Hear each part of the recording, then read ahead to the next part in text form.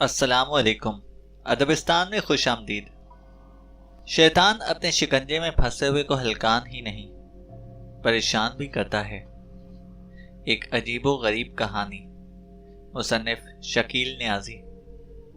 पर कहानी शुरू पढ़ने से पहले हमारी आपसे गुजारिश है कि अगर आप हमारे चैनल पर नए हैं तो हमारे चैनल को ज़रूर सब्सक्राइब करें और हमारी वीडियोस को लाइक और शेयर करना मत भूलें। शुक्रिया। Mister day. क्या करूं, बॉस तो पीछे ही पड़ गए हैं। कहते हैं कि कोई ऐसी स्टोरी लेकर आओ जो हमारे चैनल की टीआरपी आसमान पर पहुंचा दे। क्रिस्टन ने झिंझिलाकर जैक से कहा, छोड़ो यार ऐसी बात, आजकल हर बॉस ही करता है कि किसी तरह भी उनके कारोबार को उरूज मिले।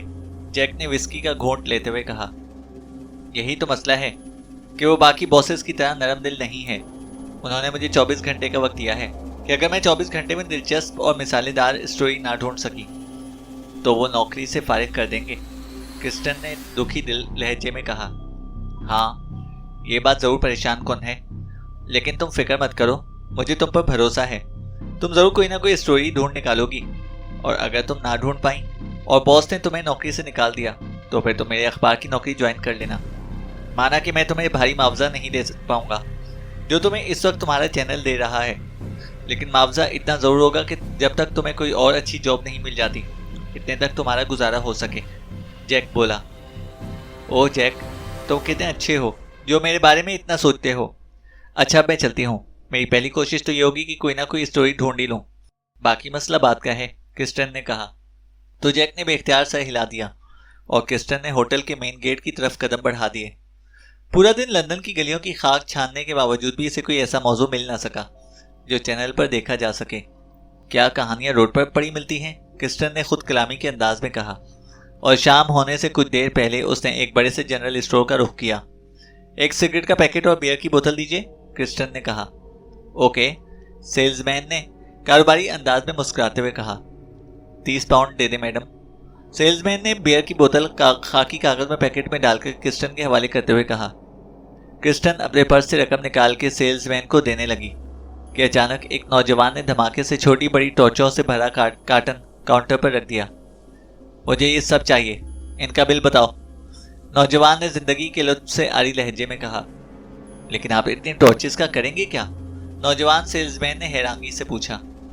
इधर क्रिस्टन भी नौजवान को हैरत से देख रही थी। तुम्हें इससे कोई दिलचस्पी नहीं होनी चाहिए कि मैं इतनी टॉर्चेस का क्या करूंगा, सिर्फ अपने काम से काम रखो, ज्यादा सवाल करने वाला मुश्किल में पड़ जाता है, नौजवान ने तने हुए लहजे में कहा। इससे पहले कि नौजवान सेल्समैन से कुछ कहता, एक बूढ़ा सेल्समैन तेजी से वहां पहुंचा। अरे मिस्टर डे, आप आज बहुत दिनों बाद यहाँ पर आए हैं, खैरियत तो थी, कहाँ गायब थे? बूढ़े सेल्समैन ने नौजवान का जहन बटाने के लिए कहा। हाँ, कुछ दिनों के लिए शहर से बाहर गया हुआ था, नौजवान ने बेजार से लहजे में कहा। अरे मिस्टर जैक, ये हैं हमारे पुराने क्लाइंट मिस्टर डे, और मिस्टर डे ये मिस्टर जैक हैं हमारे नए सेल्समैन, इसलिए आपको जानते नहीं हैं, वरना यूँ सवाल ना करते, बूढ़े सेल्समैन ने खुश इखलाकी से कहा। ओके कोई बात नहीं, मिस्टर डे ज़बरदस्ती मुस्कुराते हुए बोले और बिल पे करके कार्टन उठाए पैदल चल पड़ा। क्रिस्टन ने भी जल्दी से सामान संभाला और उसके पीछे चल पड़ी क्योंकि उसे एक अदद कहानी मिलने की उम्मीद नजर आ रही थी। मिस्टर डे काफ़ी तेज चल रहा था जिसकी वजह से क्रिस्टन को भी मजबूरन तेज चलना पड़ रहा था कि अचानक मिस्टर डे रुका और फौरन पीछे मुड़कर देखा तो क्रिस्टन भी एकदम रुक गई और इर्द गिर्द देखने लगी, जैसे ये जाहिर करना चाहती हो कि वो मिस्टर डे का पीछा नहीं कर रही थी। तो मिस्टर डे सर हिलाते हुए एक बार फिर आगे तेजी से बढ़ गया और फिर एकदम से एक पतली सी गली में मुड़ गया। क्रिस्टन भी तकरीबन दौड़ती हुई गली के सिरे पर पहुंच गई और फिर गली में दाखिल हुई, लेकिन गली सुनसान थी और मिस्टर डे का दूर दूर तक नामो निशान ना था कि अचानक किसी ने क्रिस्टन का कंधा पीछे से थपथपाया। क्रिस्टन यकदम मुड़ी तो उसके मुंह से चीख निकलते निकलते रह गई, क्योंकि कंधा थपथपाने वाला कोई और नहीं बल्कि मिस्टर डे ही था और वो कार्टन जमीन पर रखे इसे घूर रहा था। मैं जब से स्टोर से निकला हूं तो मुसलसल मेरा ताकुब कर रही हो, पूछ सकता हूं क्यों? मिस्टर डे ने सख्त लहजे में कहा। हाँ, बल्कि नहीं, मैं तुम्हारा पीछा क्यों करूंगी? क्रिस्टन ने घबरा के कहा। उसे समझ नहीं आ रही थी कि वो इसे कैसे हैंडल करे। झूठ मत बोलो, मुझे झूठ से सख्त नफरत है, मिस्टर डे ने इस बार कदरे गुर्रा कर कहा। ओके अच्छा ठीक है, और सच भी है कि मैं तुम्हारा ताकुब कर रही थी। लेकिन हकीकत यह है कि इसमें मेरी नीयत बुरी नहीं थी, क्रिस्टन ने जल्दी से कहा। तो क्या किसी का ताकुब अच्छी नीयत से भी किया जाता है? मिस्टर डे ने तंजिया अंदाज में कहा। दरअसल मैं तुम्हारी कहानी जानना चाहती हूँ। मैं एक न्यूज़ चैनल से वाबस्ता हूँ। हमारे चैनल पर हर हफ्ते एक आदमी की जिंदगी में होने वाले अनोखे तजुर्बात को ज़ेरे बहस लाया जाता है और इस शहर में अनोखी कहानी के अनोखे किरदारों को ढूंढने का काम मेरे सुपुर्द है। अगर आप मेरे साथ तावन करें तो हो सकता है कि आपके साथ होने वाले वाकयात सुनकर किसी और इंसान के लिए फ़ायदेमंद साबित होने के साथ साथ आपके लिए भी फ़ायदेमंद हो, क्रिस्टन बोली। तो मिस्टर डे एक तवील सांस लेकर रह गया। ओके, आओ मेरे साथ, ये कहकर मिस्टर डे आगे बढ़ गया, जबकि क्रिस्टन इसके पीछे चल पड़ी। 5 मिनट चलने के बाद वो एक फ्लैट के दरवाजे पर खड़े थे। क्या आप यहाँ अकेले रहते हैं? क्रिस्टन ने फ्लैट के इर्द गिर्द देखते हुए कहा। हाँ, मुझे अकेला रहना पसंद है। अगर आपको लगता है कि आपको एक नौजवान आदमी के साथ इसके फ्लैट में अकेले जाना नहीं चाहिए तो आप जा सकती हैं, मिस्टर डे ने फ्लैट का दरवाजा खोलते हुए कहा। नहीं, ऐसी कोई बात नहीं, क्रिस्टन ने शर्मिंदगी से कहा, क्योंकि एक लम्हे के लिए ख्याल उसके जहन में जरूर आया था। दूसरे ही लम्हे वो मिस्टर डे के साथ अंदर दाखिल हो गई, लेकिन उसके साथ ही उसकी आंखें तेज रोशनी की वजह से धुंधला गईं। फ्लैट की दीवारों के साथ नस्ब फ्लैश लाइटों की वजह से पूरे फ्लैट में दिन का सा समा था। मिस्टर डे, क्या आप इन तेज रोशनियों को बंद कर सकते हैं? क्रिस्टन ने आंखों पर हाथ रखते हुए कहा। सॉरी मैडम, ये लाइट ऑफ नहीं हो सकती। अगर आपको वाकई में ये कहानी सुनने में दिलचस्पी है तो आपको यहाँ की तेज रोशनी बर्दाश्त करनी पड़ेगी। वैसे भी कुछ देर बाद आपकी आंखें इस रोशनी में देखने के लिए काबिल हो जाएंगी, मिस्टर डे ने मुंह बनाकर कहा। तो वाकई 1-2 मिनट बाद क्रिस्टन की आंखें तेज रोशनी में देखने के काबिल हो गईं। तो क्रिस्टन ने देखा कि फ्लैट की दीवारों पर जदीद एटॉमिक फ्लैश लाइट्स नस्ब थीं। ये एटॉमिक लाइट्स तुमने क्यों नस्ब कर रखी हैं? क्रिस्टन ने हैरत से पूछा। क्योंकि मैं इलेक्ट्रिक पर भरोसा नहीं करता, मिस्टर डे ने पहली बार मुस्कुराते हुए कहा। लेकिन इतनी तेज रोशनी से फ्लैट को मुनव्वर करने का क्या मतलब है? क्रिस्टन ने बदस्तूर हैरत से कहा। मुझे अंधेरे से बहुत डर लगता है, मिस्टर डे ने कहा। आप मजाक अच्छा कर लेते हैं। ये मजाक नहीं, हकीकत है, मिस्टर डे ने संजीदगी से कहा। तो क्या मैं पूछ सकती हूँ, आपको अंधेरे से इतना खौफ क्यों महसूस होता है? क्रिस्टन ने बेतकल्लुफी से एक सोफे पर बैठते हुए कहा। यह एक लंबी कहानी है, मिस्टर डे ने तवील सांस लेकर मध्य मुकाबिल सोफे पर बैठते हुए कहा। मेरे पास बहुत सा वक्त है, क्रिस्टन ने सिगरेट सुलगाते हुए कहा। मेरी पैदाइश से पहले मेरी माँ और बाप में अक्सर औलाद ना होने की वजह से झगड़ा चलता रहता था, लेकिन हैरानकुन बात यह थी कि डैडी से ज़्यादा मेरी माँ को औलाद ना होने का दुख था। मेरे डैडी अक्सर कहते थे कि वो खुदा की मर्जी के सामने बेबस हैं, लेकिन मेरी माँ ये कभी तस्लीम ना कर पाई। डैड ने मम्मी का बहुत इलाज कराया, लेकिन आखिरकार डॉक्टरों ने जवाब दे दिया कि ये औरत कभी माँ नहीं बन सकेगी। ये बात मेरी माँ के लिए किसी सदमे से कम नहीं थी, लेकिन अफसोस इस सदमे में ना सिर्फ इनका दिल टूट गया, बल्कि खुदा की ज़ात से उनका यकीन भी जाता रहा। फिर उन्हें एक आदमी मिला और उसने मम्मी को कहा कि जब खुदा मदद नहीं करता तो शैतान मदद करता है, और शैतान अपने पैरोकारों को कभी तन्हा नहीं छोड़ता। ये बात मेरी माँ के दिल को लगी और उनमें माँ बनने की फिर से उम्मीद पैदा हो गई। इसके बाद मम्मी मुकम्मल तौर पर अपने मज़हब से अलग हो गई और मम्मी ने शैतान की इबादत करने में दिन रात एक कर दिए।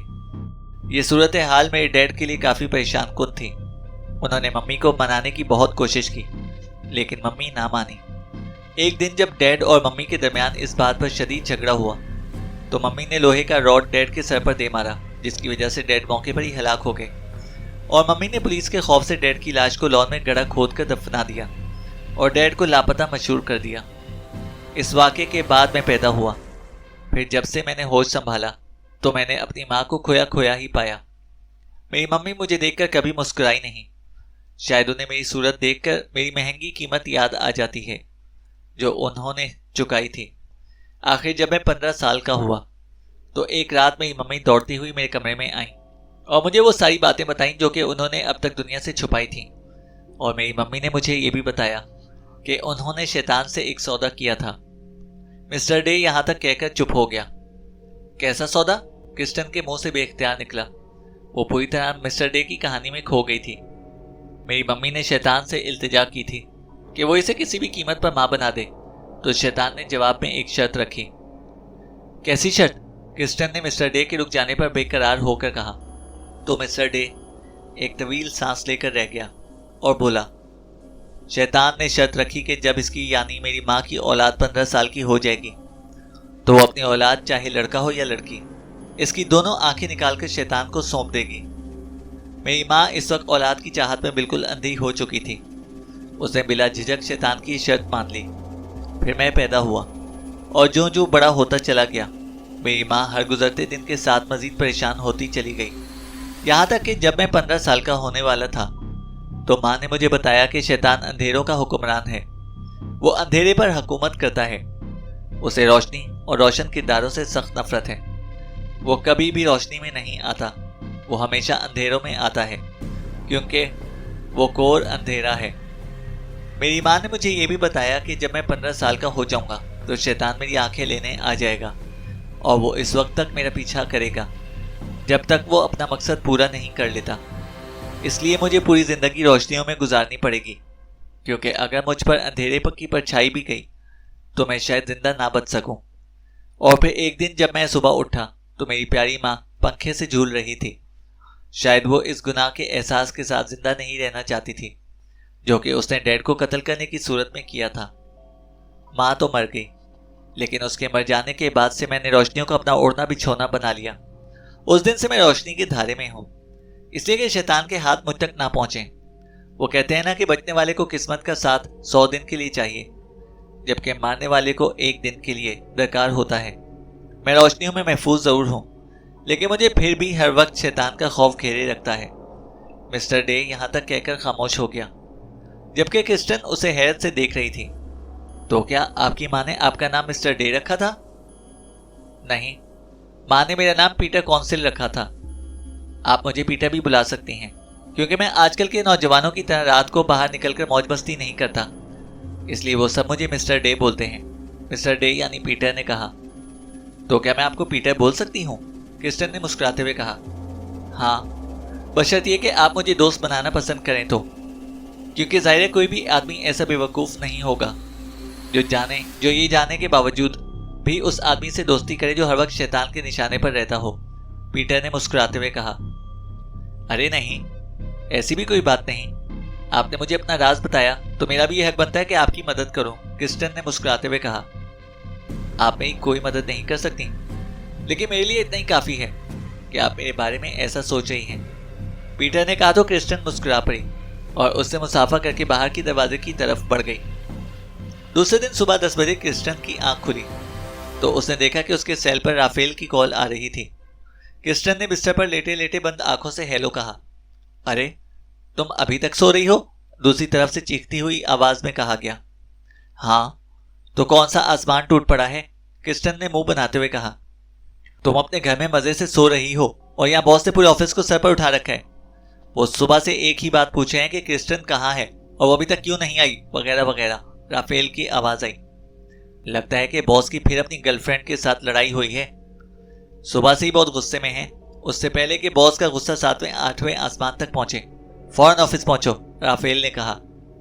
लेकिन आसमान तो सिर्फ 7 ही होते हैं, क्रिस्टन ने आंखें मलते हुए कहा। क्रिस्टन, प्लीज मजाक मत करो और 10 मिनट में ऑफिस पहुंचो, राफेल ने कहा और साथ ही कॉल काट दी, जबकि क्रिस्टन बुरे बुरे मुंह बनाती हुई वॉशरूम की तरफ बढ़ गई। ओह क्रिस्टी, तुम कहाँ रह गई थी? मैंने तुम्हें 10 मिनट में आने को कहा था, जबकि तुमने पूरा 1 घंटा लगा दिया, राफेल ने तकरीबन चिल्लाते हुए कहा। हाँ, वो मैं जरा ब्यूटी पार्लर चली गई थी, क्रिस्टन ने अपने बालों में हाथ फेरते हुए कहा। अरे, तुम्हारा दिमाग तो खराब नहीं हो गया? तुम्हें पता भी है बॉस तुम्हारी वजह से इतने गुस्से में है। राफेल ने उसे देखा जैसे उसे क्रिस्टन की जहनी हालत पर शुबा हो। हाँ हाँ, मुझे पता है कि बॉस इस वक्त कितने गुस्से में हैं, इसलिए मैंने उनके गुस्से को प्यार में बदलने की हल्की सी कोशिश की है, क्रिस्टन ने राफेल को आंख मारते हुए कहा। तो वो ना समझने वाले अंदाज में उसे देखने लगा और फिर वो सर झटक के उसके पीछे बॉस के कमरे में दाखिल हुआ। मैं आई कम इन सर, क्रिस्टन ने एक अदा से कहा। यस, रिवॉल्विंग चेयर पर बैठे हुए बदसूरत गंजे और अधेड़ उम्र बॉस ने सख्त लहजे में कहा। मैंने सुना है कि आप सुबह से मुसलसल मुझे याद कर रहे थे, क्रिस्टन ने सामने कुर्सी पर बैठते हुए नशीले अंदाज में कहा, जबकि राफेल अभी तक यूं ही खड़ा था, लेकिन इशारा मिलते ही वो बाहर की तरफ भाग खड़ा हुआ। हाँ, क्या किया तो था? बॉस ने फाइल से नजर हटाकर क्रिस्टन को देखा। तो उसके अल्फाज उसके हलक में अटक गए। बॉस, मैं आपके लिए एक कहानी ढूंढ के लाई हूँ, उम्मीद है कि आपको पसंद आएगी। क्रिस्टन ने पर्स में से चंद सफ़ात निकालकर बॉस की तरफ जरूरत से ज्यादा ही झुकते हुए बढ़ाया तो बॉस ने सफ़ा थाम लिया और एक नज़र पड़ने के बाद कहा, हाँ ठीक है, तुमने कहानी ढूंढी है तो जरूर दिलचस्प होगी। अभी से इस पर काम शुरू कर दो और आज शाम 8 बजे इसे हर हाल में ऑन एयर भी कर दो। बॉस ने अपने लहजे की लर्जिश पर काबू पाते हुए कहा। थैंक यू सर, क्रिस्टन ने बालों को एक अदा से झटक कर कहा और फिर बाहर निकल गई। कमाल कर दिया तुमने, बॉस को 2 मिनट में राम कर लिया, राफेल हैरत से और खुशी में बोला। हाँ, मैं 10 साल से कई रंगीन मिजाज को हैंडल कर रही हूँ, ये क्या चीज़ है, क्रिस्टन ने मुस्कुराते हुए कहा। लेकिन मैंने कहानी देखी है, मुझे तो वो एक नफ्सियाती मरीज की कहानी लगती है, राफेल ने कहा। हाँ, तो तुम्हें क्या लगता है कि मुझे उस आदमी की कहानी हकीकत महसूस हो रही है? खैर, ये ज़रूरी नहीं कि कहानी सच्ची हो या झूठी, बल्कि दिलचस्प बात यह है कि वो आदमी मुसलसल 10 सालों से रोशनी में रह रहा है। सोचो, उसे रोशनी में नींद कैसे आती होगी। वो कोई कंबल ओढ़ कर नहीं सोता, क्योंकि वो कंबल ओढ़कर अपने आप को अंधेरे में नहीं डुबोना चाहता, क्रिस्टन ने कहा। ये बातें देखने वालों के लिए कितनी दिलचस्प होंगी, तुम भी नहीं सोच सकते? तो राफेल ने बेइख्तियार सर हिला दिया। क्रिस्टन इस वक्त पीटर यानी मिस्टर डे के फ्लैट में मौजूद थी और वो मुसलसल 1 घंटे से पीटर को लाइव टेलीकास्ट शो के लिए ज़हनी तौर पर आमादा कर रही थी और पीटर उसके सामने चुपचाप बैठा मुसलसल उसे सुनते जा रहा था। आखिरकार वो बोला, क्रिस्टन, तुम जानती हो कि मैं अब तक क्यों जिंदा हूं? क्योंकि मैंने आज तक अपने अलावा किसी की ज़ात पर भरोसा नहीं किया, और अगर तुम चाहती हो कि मैं इस शो में मेहमान बनूं तो मैं ऐसा ज़रूर करूंगा, क्योंकि मुझे भरोसा है कि तुम मुझे कुछ नहीं होने दोगी और बदले में मुझे ज़्यादा नहीं, सिर्फ एक शो ही तो करना है और मैं ये शो ज़रूर करूंगा। मुझे खुशी होगी।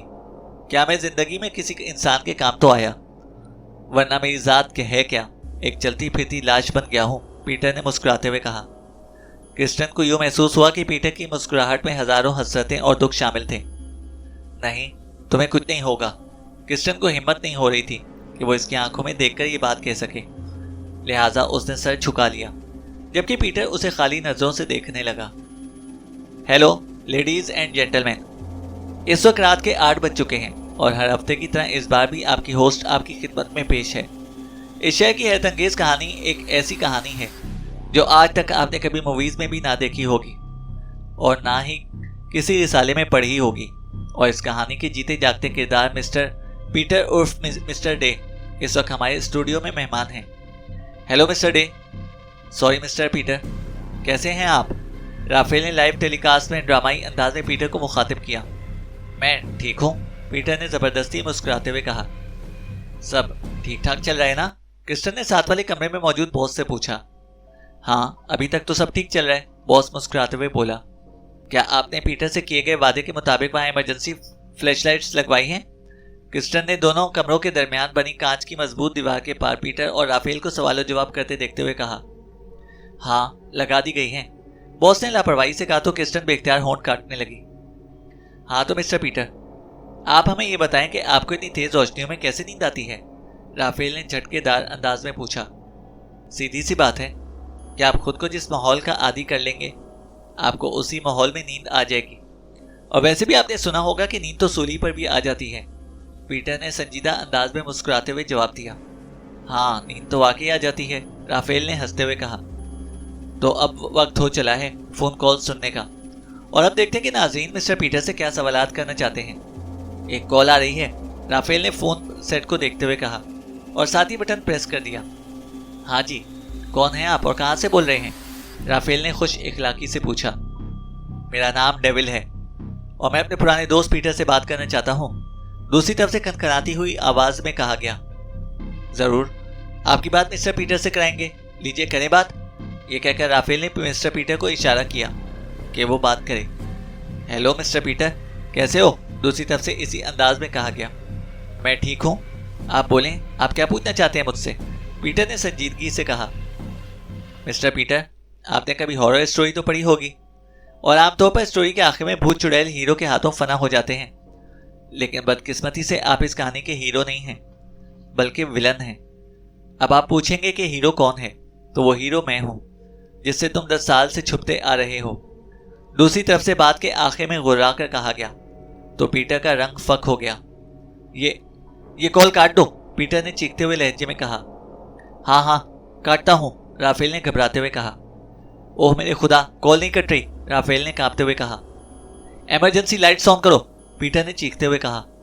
मेरे दोस्त पीटर, अब बहुत देर हो गई है। टेलीफोन से आवाज आई और इसके साथ ही इस कमरे की लाइट्स ऑफ हो गई और टेलीविजन और कमरे की स्क्रीन पर अंधेरा छा गया। इमरजेंसी लाइट ऑन करो, क्रिस्टन ने दूसरे कमरे से चिल्लाते हुए कहा। नहीं, इमरजेंसी लाइट ऑन करने की कोई जरूरत नहीं, बॉस ने कहा। ये आप क्या कह रहे हैं? पीटर की जान खतरे में है, क्रिस्टन ने चिल्लाते हुए कहा।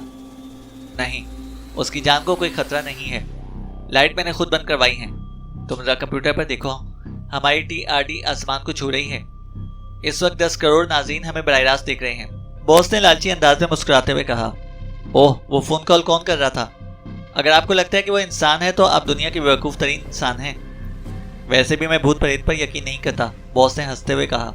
लानत हो तुम पर, क्रिस्टन ने कहा और फौरन इस कमरे की तरफ दौड़ी जहां पीटर और राफेल मौजूद थे। इस कमरे में दाखिल होते ही लाइट ऑन हो गई तो क्रिस्टन ने देखा कि राफेल एक कोने में खड़ा थर-थर कांप रहा था, जबकि पीटर औंधे मुंह फर्श पर पड़ा था।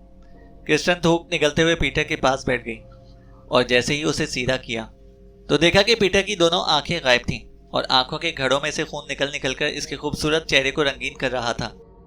पीटर का जिस्म बेजान था, जो कि इस बात का सबूत था कि वो अब इस दुनिया में नहीं रहा। इसकी कातिल मैं हूं, क्योंकि ये मुझ पर एतबार करने की वजह से मरा है, क्रिस्टन ने बड़बड़ाते हुए कहा और उसके साथ ही सदमे से उसका दिमाग चकराने लगा और बेइख्तियार पीटर के पहलू में गिरकर बेहोश हो गई।